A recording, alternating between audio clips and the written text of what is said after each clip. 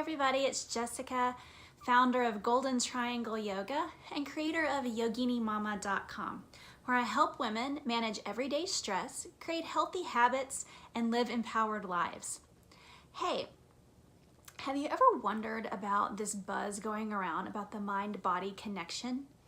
When I first started yoga, I really didn't quite understand this, and it's kind of become trendy now, right? You see yoga on every corner and magazine, and even more mainstream now. There's all kinds of talk about meditation and this mind-body connection. But what I've found in my teaching is that there really are very few true teachings on how it can be simple. Like, it doesn't have to look like sitting on a meditation cushion for 20, 30, 45 minutes with your mala in front of an elaborate altar. And I mean, certainly if you are a meditator and you find that feeds your soul, it's a wonderful practice. But for most busy moms and most busy women, you know, to create something like that can be really challenging, especially with all the other stuff we already have to do.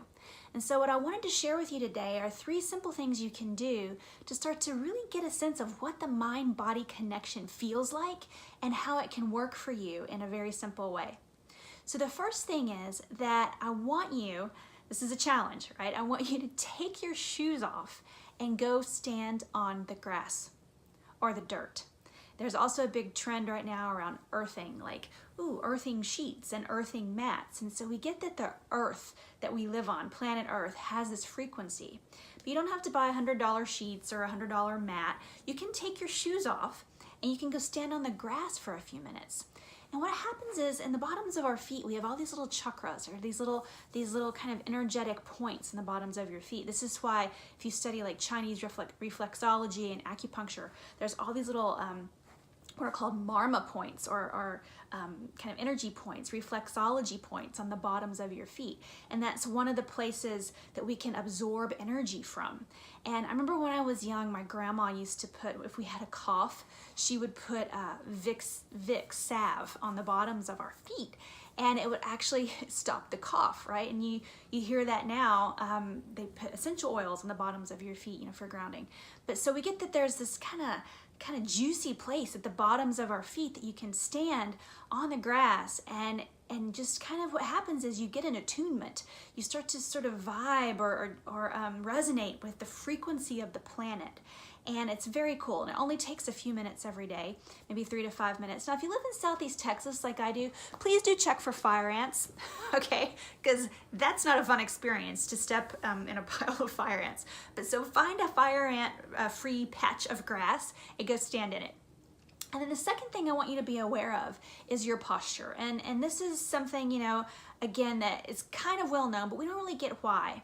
But if you think about our habitual posture, how we are, mostly hunched over in either on a computer or on our phones, we're looking down, and it creates this kyphosis, or this rounding in our upper back. And this is the energy or the postural assumption of sadness and despair. And it's very much like the weight of the world is on your shoulders. And for me right now, I have a 7-month-old baby. I'm nursing her. And so it tends to be that, you know, the natural pull is sort of in and down. And I can tell you, spending all day doing that, I'm going to take some time and really lift my heart and draw in and up from low belly, draw the shoulder blades back, and find posture. This is why they tell people in the military, like, you would never see a soldier or a Marine standing on the front lines in a slunched position, right? No, you'd see them leaning into their spines, eyes forward. And it's a position of power. And so when you're standing on the grass with your bare feet, stand tall, lift your heart, let your heart be open, let your shoulders be back, and assume this posture of power and presence. And then finally, the third thing you can do to help bring in this mind-body connection for yourself, that's very simple, it takes no time at all really, is to connect with your breathing. And again, that's something that you hear a lot. It's like, oh, just take a deep breath. But really, how many times do we during the day just stop and take a second to close your eyes and take a few deep breaths in through your nose and out through your nose?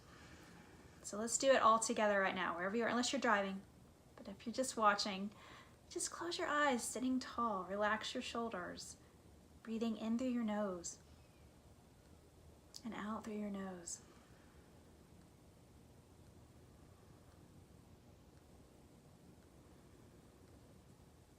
Wow, so I just took 2 breaths, and it does have an immediate impact on my nervous system, and it will on yours too. And if you find that that's challenging, you can also add a practice that's called naming the breath. And so it's very simple. As you breathe in, you say quietly or silently to yourself, breathing in. As you exhale, you say silently, breathing out. And you can set up a time to do that, maybe before you get out of your car and you go into work, while you're waiting for carpool. If you're like me, I spend a lot of time waiting for carpool. Or if you're breastfeeding, you can spend some time doing that. Or even just in the morning when you first get up, you set the timer on your phone for a few minutes and just sitting tall, breathing in and breathing out. And it'll have an immediate impact on your nervous system. And so these are some ways that you can get an idea of the mind-body connection for yourself. So I challenge you to do that today. Please do that a few times and post your comments. Like, comment, share. I'd love to hear from you. And subscribe to the YouTube channel so you know when new videos are coming. And I hope that this has been helpful. This is Jessica with Yogini Mama at yoginimama.com. Namaste.